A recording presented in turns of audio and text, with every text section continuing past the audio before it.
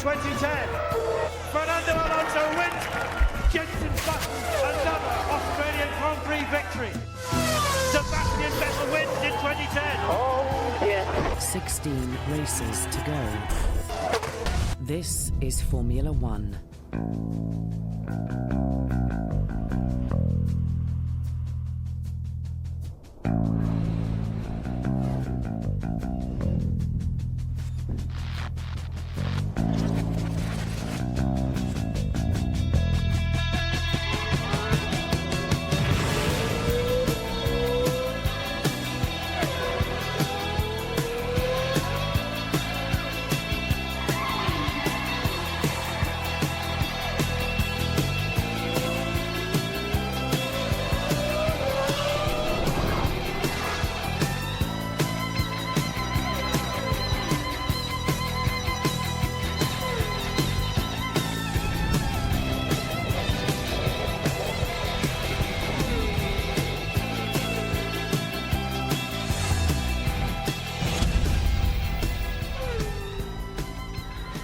They say Formula One is a male-dominated sport. Well, that's not the case here in the Red Bull garage, where a certain young lady is loving being the centre of attention. Luscious Liz, the latest woman in Sebastian Vettel's life. And actually, it's not the first time he's been in love. Always have a relationship to your car. Here for the first time comes Sebastian Vettel to win a Grand Prix. Yeah, we bring the stars out. We bring the women and the cars out. Let's have a total celebration, get a glass out. Sebastian Vettel, race winner. You ask a lot to the car, so you respect her. You know, you try to treat her well. There goes Kubica, there goes Vettel. That's the last thing they needed to do. Try to treat her well. Oh, there's Vettel.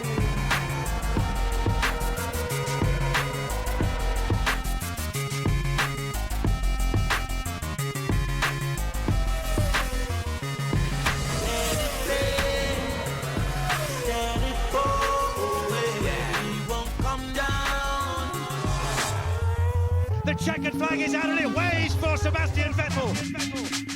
Yeah. That's Sebastian Vettel and that's him gone. It's Sebastian Vettel winning at Silverstone. Where's my uncle?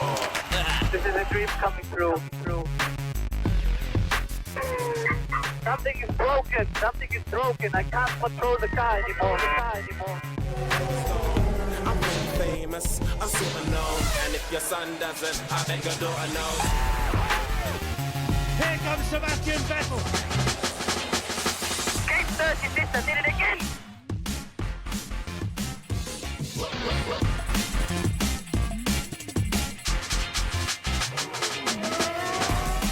The checkered flag falls. Sebastian Vettel wins in 2010. Yes, baby. Oh, yes.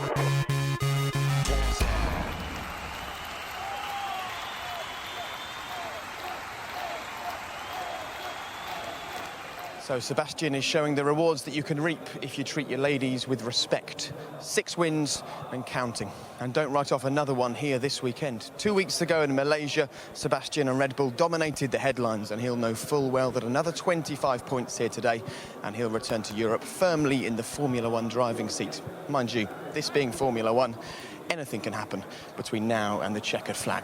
Welcome to live coverage of the Chinese Grand Prix. Formula One's 4-race Eastern Odyssey is almost over. So far, 3 teams and 3 different drivers have stood on the top step of the podium as no one manages to replicate Brawn GP's dominant form from a year ago and establish an early season lead. But who will lead the way around the Shanghai circuit's tricky tests of an F1 car this afternoon? If you master this place, then you know you're onto a good thing as complex sections give way to one of the longest straights on the calendar. And next on the calendar, we're off to Spain in 3 weeks' time, followed by Monaco just 7 days later, and Canada a month after that. And all of that, of course, is assuming that we can actually leave China and head home, because, David, with every passing day, this volcanic cloud that's slowly enveloping Europe is actually becoming more and more of an issue for the Formula One teams, isn't it? Well, it is. People are already asking, can we get all the kit back? Can we get the personnel back? You know, it is a 3-week gap until the Barcelona Grand Prix, but this is a key moment in the Grand Prix season for upgrades, so they need to get these people back as soon as possible. It's not a bad place to get stuck, though, to be fair, because the atmosphere here is absolutely fantastic. You can see behind us the huge grandstand. 29,000 fans can fit into that. A lot of them are your fans. Go on, give them a quick wave, because just now, go on, when he gives them a wave, look, hello, everybody. They all... and they don't wave back. I promise you they were earlier on. Yeah. But one man who can't enjoy the atmosphere here, because unfortunately he was grounded by the volcano, is Eddie Jordan. And we do believe he's in the basement of Television Centre, where he's going to join us for today's action. Eddie, what's it like being so far away? It must feel really strange. Well, I'm missing it like crazy, despite the volcanic ash that you speak about. And yes, I am concerned about you getting home, because I need to be up in action for the next race in Spain, of course. Eddie, from your point of view and the comfort of your sitting room at home, did we miss anything yesterday that you would have liked to have spoken about, or any observations on what you saw in qualifying? There was a couple of things. One, sitting at home, you can have a much different view of everything. I would like to pick up something that I thought you were very good with, David, and that is the Michael Schumacher story. We've all known him, you've raced against him, we've been involved with him several times during his career, and I just noticed a different Michael Schumacher. So unlike him, to pay credit to the likes of Nico Rosberg, his teammate, of course, and building him up. It was like a backhanded compliment to himself. It's like saying, hey guys, I'm really not that slow. Nico was absolutely doing an outstanding job, and let me get this new technology on for Spain, as they're talking about this new upgrade. But that's decision time for me. If he's not able to do it at that stage, then I think Michael is in danger of going backwards in his career, and he'll have to think about his future. OK, well, hopefully we'll hear from Ross Brawn before the race gets going today. Now, Eddie, I know you're very disappointed not to be here, but I know you've probably had someone making you a cup of tea. You're nice and warm in the basement, and as we look up, the clouds are beginning to come over us here in China. We're predicting rain for this afternoon's race, so I'm sure in a couple of hours, Eddie, you'll be very happy that you're somewhere warm and dry. Right, let's just crack on and have a look at the driver standings ahead of today's race. And really, if there's one thing this tells us, David, it's that at the moment, consistency is king for one man in particular. Yeah, Felipe Massa hasn't won a Grand Prix so far this year, but he's leading the championship. Very small leads, obviously very close behind him.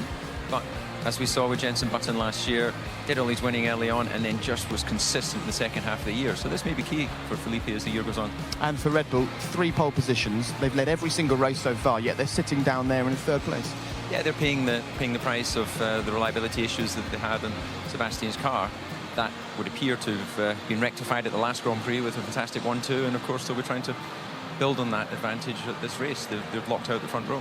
OK, and you can see that right now, because so far this season, getting pole position has been something of a poison chalice. In fact, so far this year, the pole sitter hasn't gone on to win the race yet. Not that stopped the fast boys, as David just said, from pushing for top spot yesterday in qualifying. Here's Lee McKenzie with the story.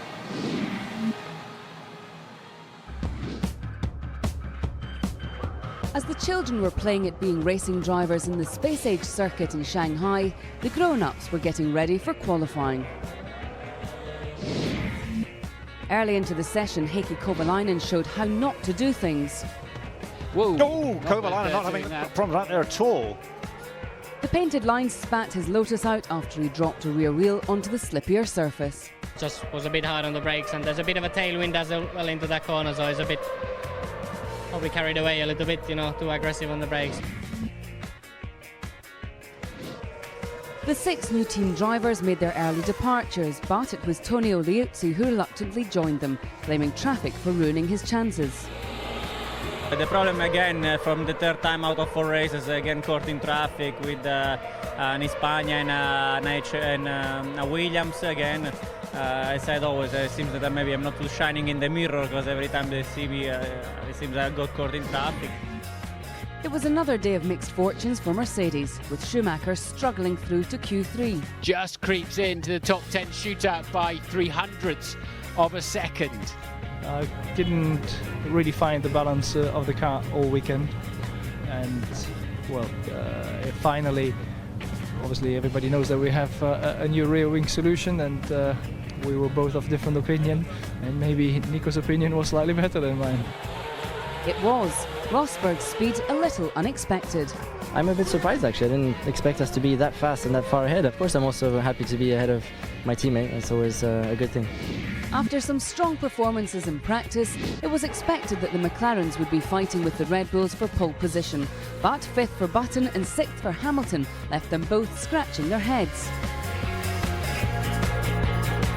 I really don't understand what was wrong with the car in Q3, but I wasn't able to get any more time out of that. That was me on the limit. I was really struggling with it, and in Q3, the last run, it was much better, but it's just a little bit too much too late. Favourites for pole position up and down the paddock, Red Bull didn't disappoint. Mark Webber looked like he had it in the bag. Can he do it again? Is it enough? It is! But still to come, Sebastian Vettel. And the warning was right. Last year's winner Sebastian Vettel put in a sensational last gasp lap to steal pole. Checkered flag waves, is it good enough?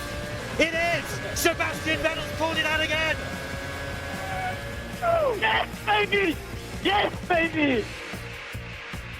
Mark, so close yet again today. I know.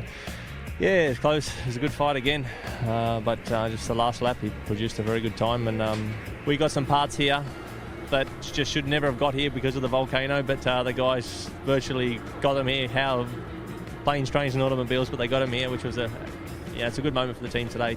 This morning I wasn't very happy with the car. We did a lot of changes over lunch, which is quite unusual. The boys had, I think, not even a drink. 0 time to have lunch, and they had to work flat out because we required so many changes. When it counted, we were there. Your teammates intent on payback for your first corner in Sepang. Yeah, fortunately he cannot get that much of a tow because here the way to first corner is not that long, so maybe wait until Barcelona. So it's a Red Bull lockout at the front with Fernando Alonso poised to pounce in 3rd. The McLarens are alongside each other in 5th and 6th. The other Ferrari of Felipe Massa is 7th, Adrian Sutil is 10th. Jaime Alguersuari equals his best qualifying in 12th. The Saubers start 15th and 17th. And at the back of the grid are the Hispania racing cars. Karun Chandhok has elected to start from the pit lane. So another tough weekend for Hispania Racing, but it's Sebastian frustrating Mark once again here in the Red Bull garage. And it's always special to be so close to the pole car, isn't it? Just a few moments before the race. Yeah, this is where obviously all the opposition would like to be. Some of the other designers would like to be this close to the car. You can see just the final touches are being done, fuel going in for the race. So next time this will turn a wheel, of course, it will be on its run to the grid. Not long to wait for that. Let's get the thoughts of Eddie Jordan after qualifying yesterday. Eddie, I know you've been thoroughly impressed by Sebastian Vettel. What stood out for you about his performance this weekend? Because once again, he pipped his teammate, didn't he? Well, I have to say, ever since his first ever win in Monza, he has been spectacular. He is a great add for our sport. He looks good. He's just so stylish in the way he goes about his business, but he is electrifyingly quick. And this is a further example. I mean, the lap was just sensational. Mark is in total disbelief, really, with regard to being outpitted for the pole position. This was a great lap. Yeah, as we join him here, just going through turn 7, absolutely flat through there. Spectacular to watch out on that part of the track. But look how smooth he is behind the wheel, confidently picking up his apexes. Sweet as he gets out through turn 9, and I believe in the lap, see his left hand there going down, making a brake balance adjustment before he stops into that very tight turn 10. Because it's only when you see these onboards that you realise how much these guys do other than actually driving a car, as we would see it. Yeah, and I think that probably the helmet blocks some of the adjustments that he'll be making on the wheel as well. He can adjust the differential, he can make torque adjustments to the engine. We saw again him adjusting the brake balance, and then yet again another adjustment as he gets up to 200 miles an hour. He'll be pulling 5G. His body weight will be about 350 kilograms on the seat belts as he hits the brakes into that last hairpin. So this was the lap that did it for him, Eddie. The big question is, do you think Seb can turn pole into a checkered flag victory for the first time this season? I do think so. He's now got the confidence to go and get it, and he will do. OK, Eddie, thanks very much. And stay right there, Eddie. Have a listen, because we're about to have a chat to one of your friends. David, I'll leave you in here, because I know that you're going to speak to the team manager of Red Bull in just a few moments, because, of course, at the moment, all the team are concerned about is making sure that this car does the business. Of course, Sebastian Vettel is a very big star in this team, and pipping Mark Webber is always a bit tricky, isn't it? Because it's his teammate, and we'll have to wait and see how things unfold in that garage over the course of the season. But we're going to make our way out here because at the moment Red Bull are thinking about the race, but as soon as the race is over, they'll be thinking about how they're going to make their way home to prepare for the next race in 3 weeks' time. Now, are you right there, Pete? Sorry about that. We're just slightly dismantling the Red Bull garage just there. I'm sure Bernie Ecclestone didn't spot that, because I'm sure if he did, he might tell us off slightly for causing damage, because he does like his Formula One paddock to look perfect. And we'll just have a quick chat with Bernie now. Excuse me. Hello, Norbert. We're just trying to get hold of Bernie. How's he feeling this weekend? He's looking after the ladies, obviously. Well, of course he is, as a lot of people do in Formula One. Quick mention about yesterday's qualifying session. Disappointed for Michael? Yeah, but he will come. I mean, we need to check. Maybe something is wrong. He knows how to drive a racing car, so and the real fans are supporting him, and I'm supporting him. The whole team is. We will do a better job very soon, and Nico was just sensational on qualifying yesterday. OK, well, let's have a word with Bernie now. Thanks very much, Norbert. Nice to see you. Bernie, we've just been in the Red Bull garage. They're scratching their heads about how they're going to get out of China and prepare for the next race in 3 weeks' time. What have the teams been saying to you about how they're going to make the Spanish Grand Prix? Well, we're thinking of running it here. Perfect. Because everybody's here, so rather than go all the way back to England, which they can't do, we'd run it here. It sounds like a perfect plan, particularly if it rains, because I know that you ordered rain in Malaysia 15 minutes in and it didn't happen. Rain today? No, we'll wait for the Spanish race. Right, OK, we'll do that. OK, let's have a chat about some of the issues that are roaming around in Formula One at the moment, talking about various different circuits. There were questions this week about the Korean Grand Prix.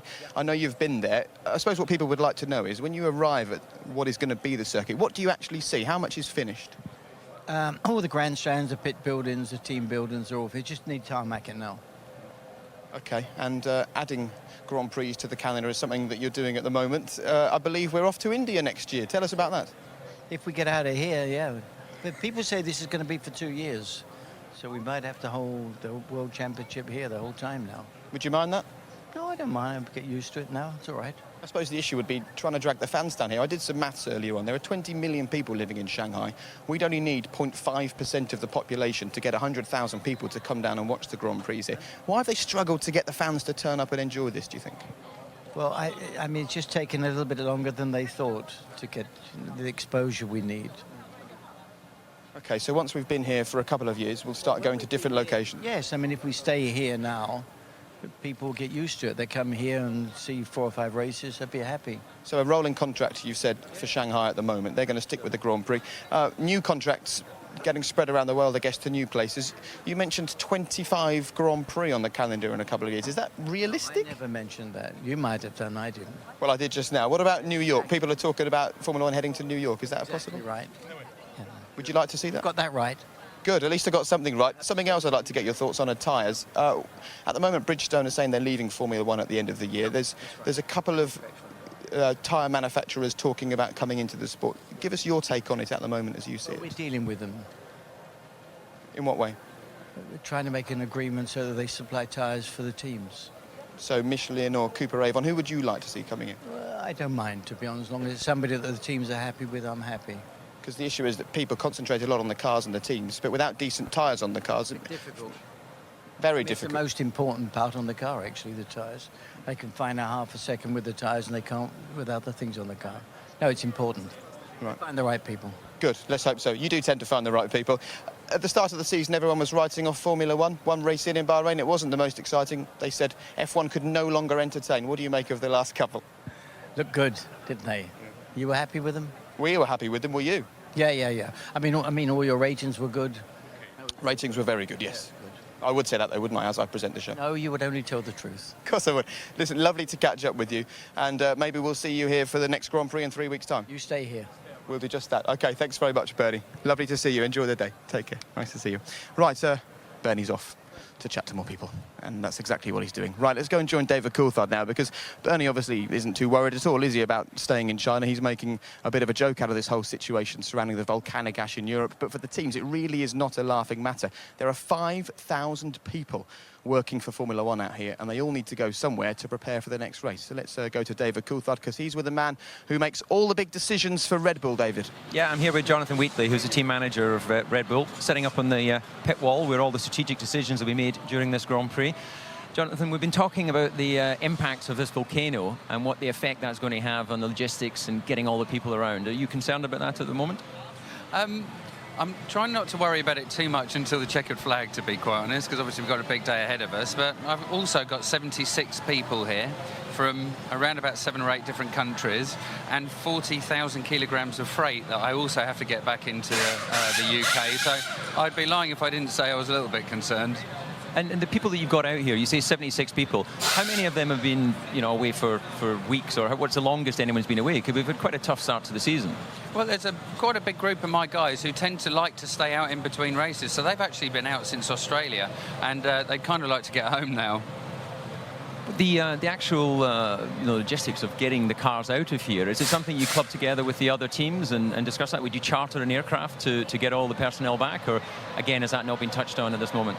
Well, Formula One management handle our freight transfers for us, and obviously we're a very, very big operation moving around. So we tend to all join together and put our main freight in with the biggest operator, which of course is FOM. But then we also have sea freight movements. We send something like 10,000 kilograms of sea freight wherever we go. So you're kind of tying it up all the time with various different shipments.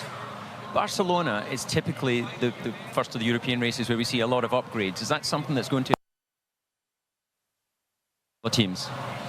I think it'll have a big effect on everyone, to be honest. Once again, we just have to wait and see how it all plays out in the next, I think, 48, 72 hours, something like that. But basically, we would almost be turning up at Barcelona with a different car to the one we have here, such as the pace of development nowadays. Okay, last question. Weather report? We think it's going to rain. And we think it's going to rain quite soon. Okay, well, good luck with it. Thanks. Good luck indeed. One man who might not mind about the rain too much is Jenson Button. He actually said yesterday after qualifying, if it does rain, his car is perfectly set up for those conditions. Now, one of the things that everyone's been focusing on the McLaren this season is the very small little inlet you can see on the front of the car there. It's called the F duct. And if there's one man who can explain it perfectly for us, it's Martin Brundle.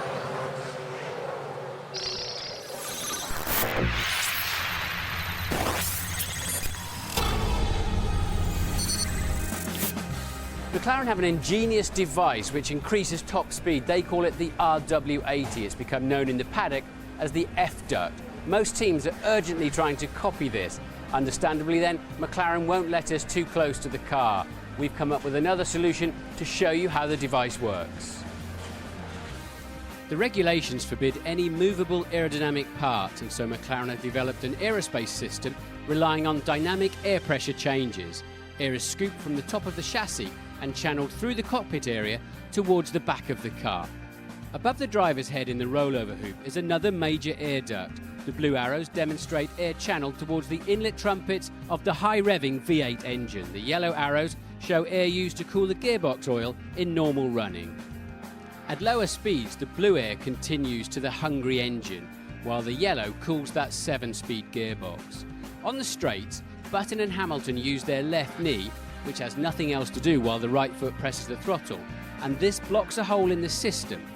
The resultant pressure change now diverts air along the top of the engine cover into the rear wing elements. Downward force is generated when air accelerates under these wing surfaces, creating a low pressure area.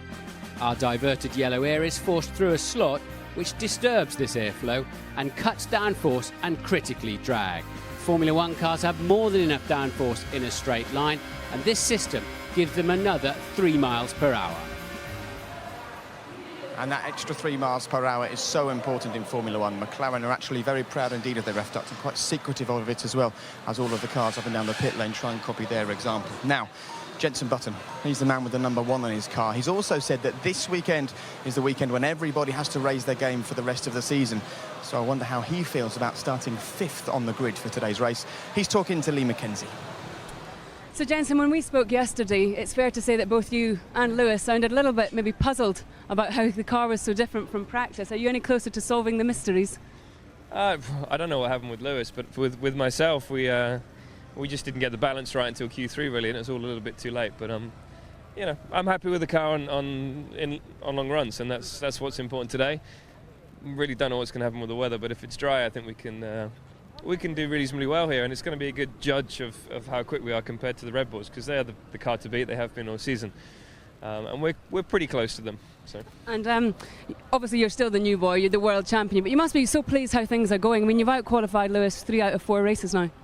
Yeah, I mean, it's nice to out-qualify your teammate, but that's still not enough. You know, I'm 5th on the grid and I want to be 1st on the grid. So we're getting there, but we still need to work harder in qualifying and getting a balance and making sure we get it right before qualifying, if you know what I mean. And just before you dive back in, ever the optimist, I've got my raincoat on already. What are we expecting this afternoon? How do you think it's all going to pan out?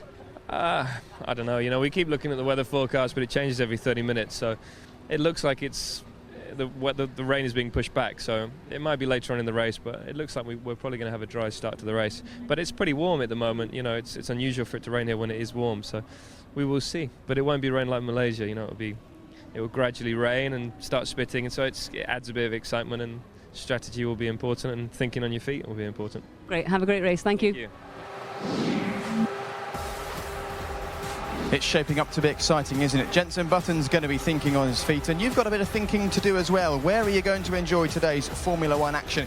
You can tune into the BBC Sport website with updated news and opinions every day, and also watch the race live there. Press the red button to ride on board with various drivers, and actually you might already be watching us on the iPlayer, in which case you won't need me to tell you that for the next 7 days all of our Formula One action is available for you right there. And if you want to get involved with the action, we'd love you too as well. f1@bbc.co.uk is our email address, and as soon as all of our coverage is finished here on BBC One today, we'll be heading on to the red button. We're live with Mercedes after the show, so as long as it takes for us to dissect and discuss all of the goings on from today's Chinese Grand Prix, we'll be right there doing that. And how will Mark Webber feature in today's race, do you think? You can see him in the back of the garage there. He's just putting in his earplugs, gearing up for today's Grand Prix. Now, in the last race, he finished 2nd to Sebastian Vettel. Here, 12 months ago, he finished 2nd to Sebastian Vettel. Today, trust me, that man will be straining every sinew to make sure we don't see a repeat performance. He's pretty experienced round here as well, as he told David Coulthard.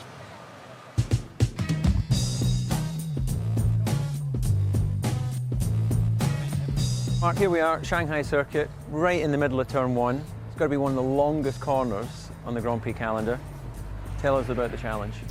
It is, you're right Dave, one of the longest corners, very fast on the way in, quite bumpy as well, so we're wide open when we turn in, a little bit of braking, and then the further and further you get into this corner, it gets tighter and tighter and tighter, then extremely tight at the last part of turn in, and quite blind. We have a bit of an elevation change dropping down into 2, so it's a very frustrating corner for the drivers and the car, because the car's going, oh, you know, it's a very tricky corner to get everything right, but rewarding when you get it all right.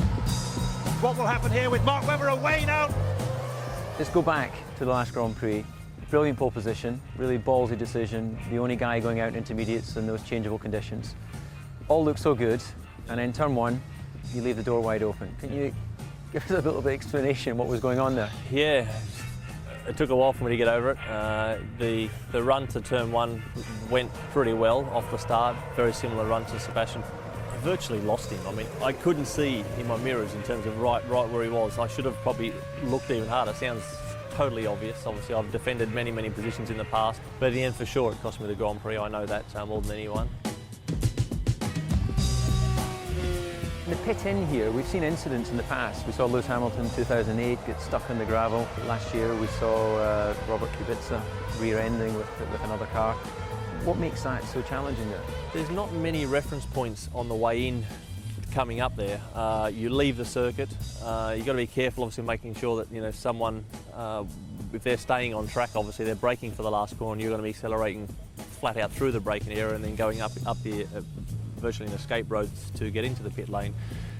Very tight, and it's just a 90 left, like turning into someone's driveway. And obviously we're trying to get in as quick as we can, and we've seen some guys get in a little bit deep. It's very easy to look stupid there and overcook it.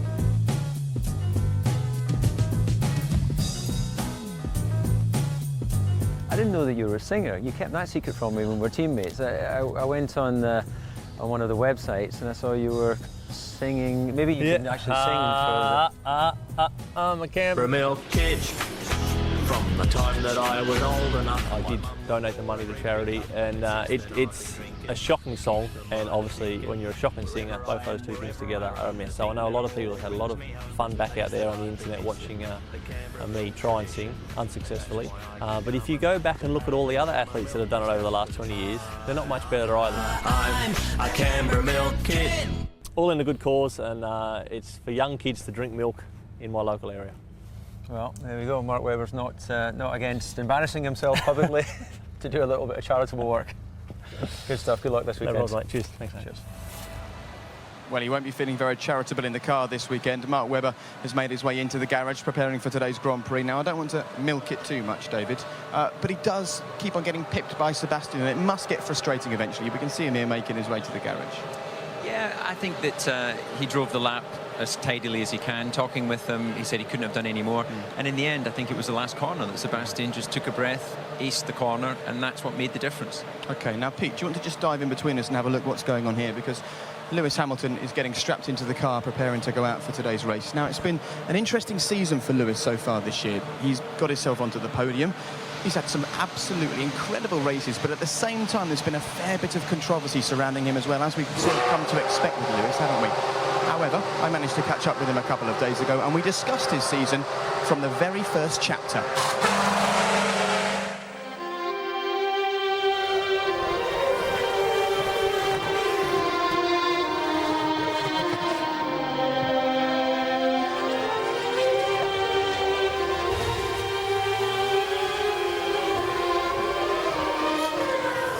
Well, Lewis, we thought we'd have a bit of a video watching session, and you'll be pleased to know it is your favourite subject, Formula One, and in particular, your season so far. And it all started in Bahrain.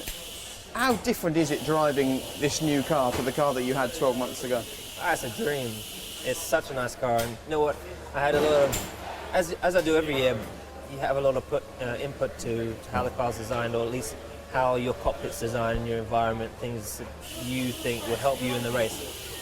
Last year's car was horrible to drive, you know, it was freewheeling, it was locking, it was just a real battle. Where now we've got a much better platform to drive, and it gives you something to work with and to try and overtake people with. Now, Bahrain didn't blow many people away in terms of a race. I'm sure you're aware of that. But Australia was a totally different story. I mean, it was one of the greatest races, wasn't it? What was it like to drive in that race? I haven't seen it again, but it was a great race, and you know, we messed up qualifying, and I was so far behind, and you always think of how the hell you're gonna get back up the front. And sometimes it goes your way, and sometimes it doesn't. You know, you just got to try and stay out of trouble at the first corner, which I did. Lewis Hamilton's made a great move, but Alonso there facing the wrong way. Now down this pit straight, can he find something? This is close, isn't it? Look how tight you are. I touched him. You see the front wing? I actually did touch him and broke my wing a little bit. Yeah. So from that point on, I actually lost. I lost like 10 points of downforce in the car, which is a lot of.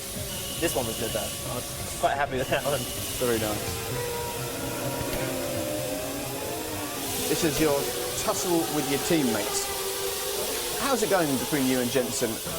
Being world champion, you know, he's really showing his true colours. He's already had a race win for the team, which was only in his second race. He's done a great job, and he's so easy to get on with. And when I'm doing better than him, he's supportive of me, and vice versa. And he's a true team player. So I think whilst he has number one on his car and I have number two, there's no bad feeling on that side. We both want to. You don't mind having the number two? I don't. As long as you feel, as long as you keep working hard to finish ahead, you know, there's still a chance to get it back at some stage, maybe. And how important was that overtake early in your relationship for you to get past him? It was definitely. It's a good feeling when you overtake anyone. So particularly when it's your teammate. With number one in his car. Way, it doesn't matter because he won the race at the end of the day. So yeah, a great drive from him as well. Yeah. Just have a listen to this if you can hear it over all the noise. No, I don't want to listen to this. Come on, have a listen. Why'd you have to play this guy? Whose call was it to bring me in? Terrible idea. Can't hear it. Yeah, I thought you'd say that. It. Well, I'll recite it to you. Whose call was it to bring me in? Terrible decision. What's it like hearing that in the cold light of a non-race day? I wish I hadn't said it.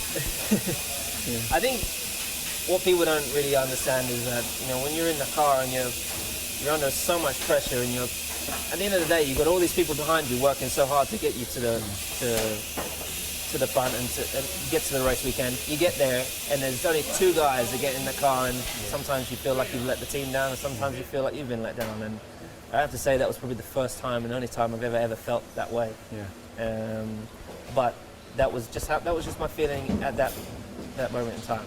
And after going back afterwards and understanding the situation, you know, we win and we lose together. So the support they give me is tremendous, and I hope that they're happy with the job that I do for them. I know that at some stage this year we'll win. We'll learn from our mistakes, as I make lots of mistakes. And you wouldn't do it again? Oh no, of course I would. I would question it again. You always have to question it. Well, there you go. You say you don't see much racing. Thank you very much. You can have that one. Awesome. All right. Good luck this weekend. Appreciate it.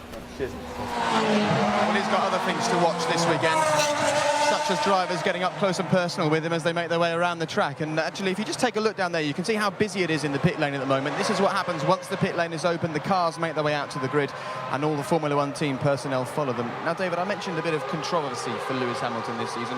One of those moments of controversy, I'll just wait for the 7-time Formula One World Champion to drive past me. One of those moments of controversy was the weaving that we saw in the last Grand Prix in Malaysia, and it's gone all the way from the track there to the Grand Prix Drivers Association meeting here this weekend. What is the big issue for the drivers here? Well, it's in the Code of Driving Conduct, which is actually administered by the FIA, that says you're allowed 1 change of direction to defend your position. Now, obviously, Lewis has said that he wasn't defending his position, he was actually trying to break the toe. But what the drivers said is, look, we don't want to have any weaving, because with these small mirrors, you can't always see where the other car is behind you. As Mark Webber mentioned at the top of the show, he didn't see where Sebastian was in the run down to the first corner. Yeah. OK, well, let's make a little walk down here. We want to be very careful because, well, as Eddie's not here, there's one less person to worry about. But I'm notorious for getting myself into trouble walking down the pit lane. We'll just wander across here when there's no cars. We'll allow the Toro Rossos to get past us. You can see all of the media doing exactly the same thing as us, making their way out to the grid for today's race. Now, Lewis Hamilton this weekend, Jenson Button, same applies. Once again, they're going to have to work extra hard during the race to make up for a poor qualifying situation, aren't they? We're not seeing their true or the car's true potential at the moment. Well, we haven't done in qualifying. They seem to have shown good pace here during practice, but when it came down to that final moment, they weren't able to get the tyres working. It was the explanation that was given. But all of that doesn't count for anything now, because as we walk onto the grid, I don't know if anyone can see some spits of rain on our shirts. It is raining enough to start shaking this grid. So not enough to put on intermediates at the moment, but certainly enough to make it difficult for the drivers. So once again, Formula One becomes a lottery. We all enjoy that, though, don't we? We heard last night from Jenson Button, also from Sebastian Buemi, both of them saying that if indeed it is wet conditions today, their cars are perfectly set up for that. And it's a gamble that the teams actually have to take yesterday. They take a look at the weather and work out how to set their cars up, because they can't fiddle with them, of course, can they? Yeah, and actually, I would imagine the front runner is the person who's going to be smiling is Mark Webber. Talking with him yesterday, he suggested he had a little bit more downforce on the car in comparison to Sebastian, and that's exactly what you want if the conditions are going to be a little bit slippy. So he will be, I think, a little bit happy that we're seeing some spits of rain here, and as it's pretty consistent now, isn't it? So I think we can expect that at some point there's going to be a few people slipping and sliding off the track. Well, we can see Mark Webber chatting under an umbrella to his race engineer Kyron Pilbeam at the moment. Looking forward to that first corner as well, because we heard Mark talking about that last week. Sebastian Vettel pipped him. He'll be very keen to get past him down there, but Seb doesn't seem to think there's far enough to go. Yeah, but again, this damp conditions now, normally the clean side is where pole position is, so in this case it's over here in the left. Mark is on the inside, which is typically a dusty place, but when you have a few spots of rain, that neutralises the track, as Martin will remember. So I think, again, Mark Webber will be seeing this as an opportunity. So this run down to the first corner is absolutely key, because track position is everything. And for your grid walk today, Martin, you've got a fair few fast drivers at the front. It's not like it was 2 weeks ago when we couldn't work out whether to put you at the front or the back. Absolutely. I think this is where the action is today, and with these skies already turning up, a lot of teams saying that it's going to be raining at the start of the race. So shall I go and find a few drivers, if I can, and see what they've got to say. Mark Webber here on the front of the grid, and for the second consecutive Grand Prix. Mark, front row grid slot, can you turn it into a victory this time? I hope so, mate. Looks like it's going to be a bit more of an interesting Grand Prix than we probably had a few weeks ago in terms of the weather conditions. Same for everyone. Got to make the key decisions at the right time, and you know, we're in great shape to launch a good race from here. You just need a really standard dry race, though, don't you? You don't need all of this doubting. How far do you think you can go on the option softer tyre that you've got to start the race on? How far can you get into the Grand Prix? Oh, certainly far enough to open the strategy up to get to the back part of the next part of the race in terms of the other tyre. So we're not overly concerned about the option tyre. If we're in a little bit of trouble, I'm sure we won't be the only people. So we've got options from there, but whether we start on the dry tyre, we'll see in the next 15 minutes. Okay, good luck. Sebastian Vettel not on the grid yet. Let's just take a look around the back of this Red Bull. So clearly it's not ride height that's anything like that has been discounted. So why is this car so fast? I think it's about the back of the car, and it's got a very clever pull rod suspension system on. The mechanics are obviously going to cover that up. They want to stop photographers from, I sort of imagined they would. They want to stop photographers who will be showing all the other teams if they're engaged by them to take photographs of the car. And what it does, it allows the back of the car to be almost shrink wrapped against the engine and gearbox, and gives it a much. Can we have a look in here? Can we? Are you sure? No, Martin. No, we can't have a look in here. But anyway, it allows the back of the car to be really shrink wrapped and tight, and gives them, I think, this extra downforce.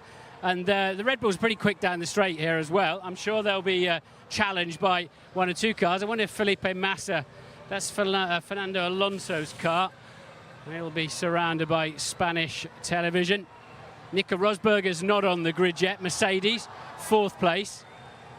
I'll show you the duct on the front of that McLaren that we were talking about.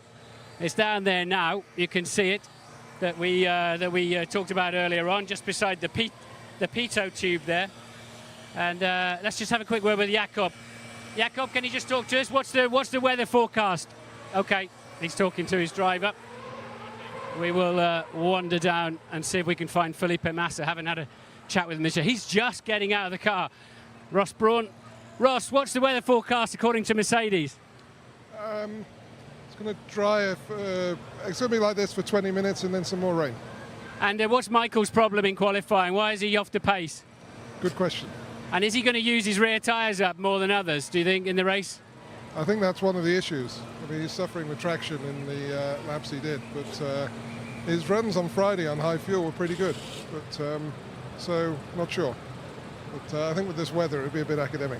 Yeah, I heard that some drivers can get 15 laps into the race and others 30. Would Michael be one of those that could maybe only make 15? I don't think so. I don't think we have too big an issue there. Okay, thanks for your time. Nico then just coming onto the grid pretty late. So we got Sebastian Vettel making his way through. We're not going to get a chance to have a word with him today. As I've said before, they push the cars onto the... Phil, any information? What's McLaren's view of the weather? We're expecting wet rain to start before the start of the race. Enough to put intermediates on? We'll have to wait and see, but about 5 minutes to it should be raining, and then we can decide from there. Okay, thanks a lot. Right, let's try and not get ourselves run over. Let's see if Felipe Massa has cleared his Ferrari now and is available to us. Everybody very late onto the grid. Obviously, this is quite a challenging situation for them. All of the preparation they've done has been on slick tyres in dry conditions, and all of a sudden, that's all out of the window. And who's set the car up with bearing the... I'm going to walk with him. Felipe, can I walk with you, Felipe? Can I walk with you? Yeah. How's it going? How's the car feeling? It's okay. We're just waiting to see the weather, which is the most important now. And you think that it should rain before the race? Well, it's raining now yet. For sure, it's not enough to change the tires for the moment. We're just looking if it's going to increase before the race or not. I heard there's a strong tailwind down the back straight. Is that going to affect it much? A bit, yeah. Especially for overtaking, because it's stopping the car in front, you know. We need to be ready for everything. Thank you very much. So what they're talking about there, obviously, if you're the lead car and you're going into a headwind in certain areas, you're going to get a much better slipstream effect. So down that back straight, we could well see significant overtaking at the end of that straight under braking. Kubica is not on the grid. The Woolard's there. They do all these guys do all the freight. Woolard, Alan, how are you going to get these cars home from this Grand Prix? When the airport's open, we'll take them home. But until that day, we're staying here. And how many jumbo jets do you need to get Formula One World back to ready for the Spanish Grand Prix? It'll be six 747s, freighters. And hopefully we get out of here at the end of the week. It's going to take as long as that, is it? It looks like it, doesn't it? Yeah, it does. Yeah, well, we've all got to get out as well, haven't we? Hope we all get home safely. Good to see you, Alan. I think we're probably just about done, all we're going to get done on this grid. I don't know if Nico Rosberg is loitering around ready to chat to him, but he was very, very late on the grid, as we saw. It'd be interesting to see if we can find out if he had any kind of issues, and he's not. He's gone off the grid. I think it's time to go back to Jake. OK, thanks very much for that, Martin. Good effort as ever. So 6 747s, and if you notice what Alan said there, that's just for the freight. That's before you even start thinking about the people. So Formula One might be hanging out in China for a little bit longer, as Bernie Ecclestone insinuated a little bit earlier on. Let's have a quick word with Eddie Jordan. Eddie, I know you're not here to soak up the atmosphere, but as ever, when the rain starts to come down just a few minutes before a Grand Prix, everybody gets very edgy, don't they? It becomes a real game of chance. Well, we've already heard the boys from McLaren, and your interview with Hamilton was very clear. Who makes the decisions? It is now a time, very important time, in fact, for the pit wall. And somebody who is able to dance around on their feet and come up with good decisions, they'll be the lucky ones, and they'll make it proper, a normal race into a very successful one. OK, Eddie, we'll stay there. We'll be discussing more before the race. But obviously there's an awful lot going on at the moment in Formula One. Some teams want to keep their noses in front. Others, well, for them, it's all about trying to catch up, and they can do just that in the next 3 weeks, because so far, some have impressed and some definitely haven't.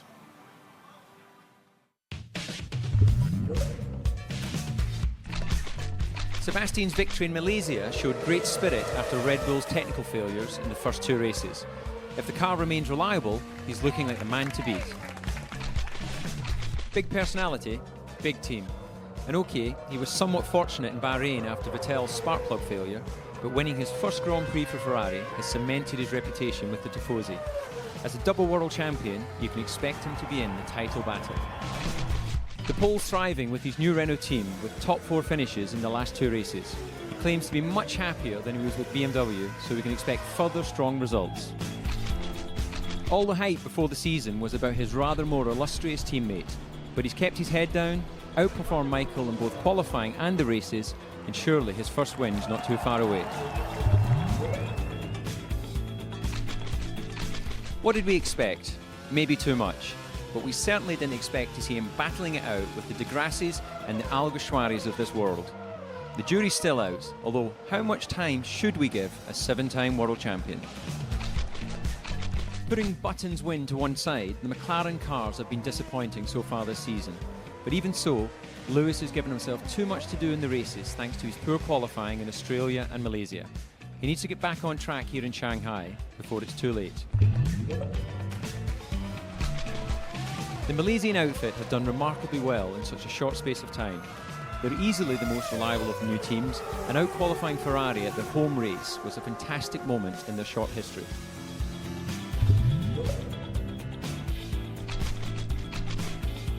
For many years playing at the back end of the field, Suttel and Lutzi are beginning to provide a challenge to the more established teams. Don't rule out a podium result in 2010. You had to feel for poor Karun Shantok. New to Formula One, his car wasn't ready until minutes before first qualifying in Bahrain. He showed real courage in going out there and putting a time on the board in his first ever laps for Hispania Racing. Sauber have been pretty anonymous this season, but Kamui Kobayashi was anything but in his first lap in Australia. How he and everyone else walked away without a scratch shows just how far Formula One safety has improved.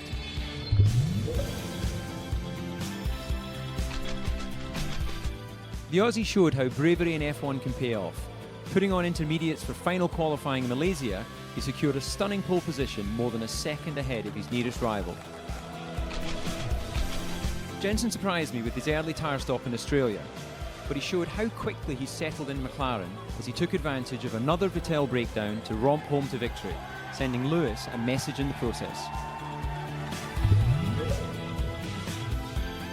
It would be easy to make Virgin jokes, but they haven't exactly helped themselves.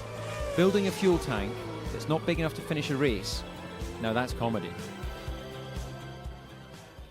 Well, we've repositioned to the vast concrete jungle here in Shanghai, which is where the paddock is. We mentioned Virgin's comedy there. Actually, they've done very well this weekend. They've qualified as the fastest of the new teams. But if McLaren and Red Bull are worrying about getting home to upgrade their car, surely Virgin have got a much bigger worry on their hands, haven't they? Well, they have, as we mentioned there. The car doesn't go the distance. It doesn't have a big enough fuel tank to actually make it to the end of a Grand Prix running flat out. So whilst others are worrying about making upgrades to the performance for Barcelona, they're worried about actually being able to put a new fuel cell in the car to allow them to run flat out. OK, well, Timo Glock starts 19th for today's Grand Prix. Congratulations to Virgin for winning the mini B-class battle of the new teams. Let's quickly join Ted. He's in the pits with the latest news before the race gets going. What have you been hoovering up in there, Ted? Well, Jake, yes, quite a few things to hoover up. First of all, Karun Chandok, they had to change a hydraulic pump. In fact, the whole hydraulic pack on that Hispania car. So he will be appearing at the end of the pit lane and starting from the pit lane. So still 4 races into this World Championship, and we still haven't had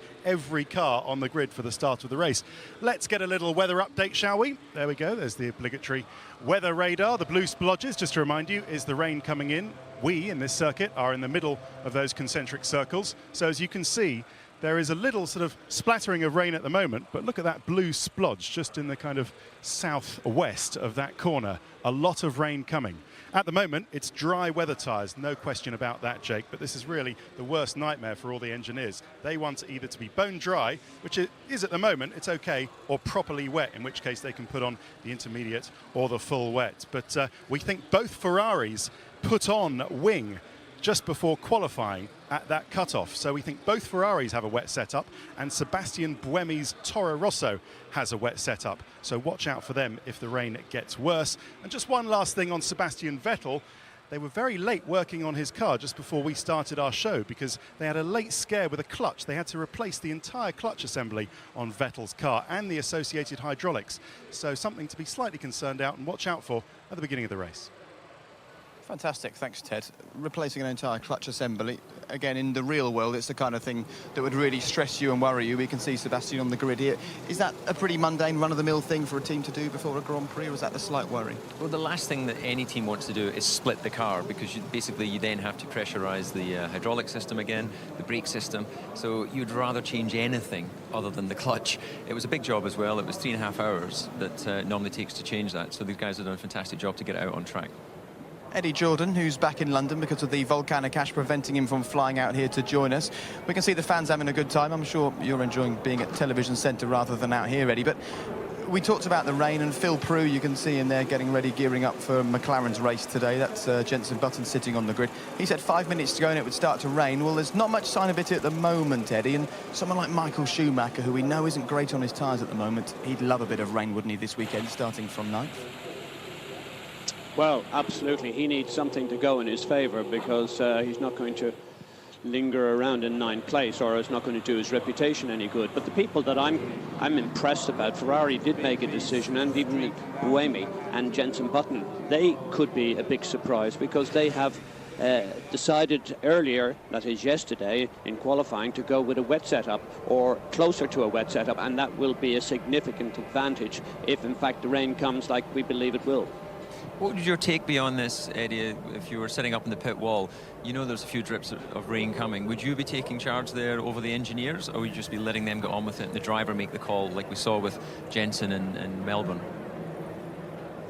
Well, in our particular way, it was really Gary Anderson who used to make a lot of the calls for both cars, and he would speak to me immediately. I think when you have that racer instinct in you, and you've been racing for 30-odd years, you have it just comes as something that's natural. And you would obviously start on slicks here, but you would need to see where the crossover was, where the quickest time on slicks vis-a-vis the quickest time on the intermediates. That is a critical time. We saw Jenson, particularly in Australia, he made an unbelievable decision. He surprised everyone. He went on to win the race. So strategy is all important, and the pit wall takes a hugely important role in that. Tough for you, I know, Eddie. One-word answer, pick a winner for us. Well, we've all seen, look, I'm so impressed with Vettel. He is outstanding. If we were looking for a surprise packet, I think if they get the car right, Hamilton, of course, but it has to be Vettel at this stage. He's too good in the wet or in all sorts of conditions. Thanks, really, Eddie. and he's top of his game. Vettel or Hamilton for you? Vettel. Okay, there you go. Two men go for Sebastian Vettel. Can he turn pole into a win? It's time for the 2010 Chinese Grand Prix. It's oh so quiet.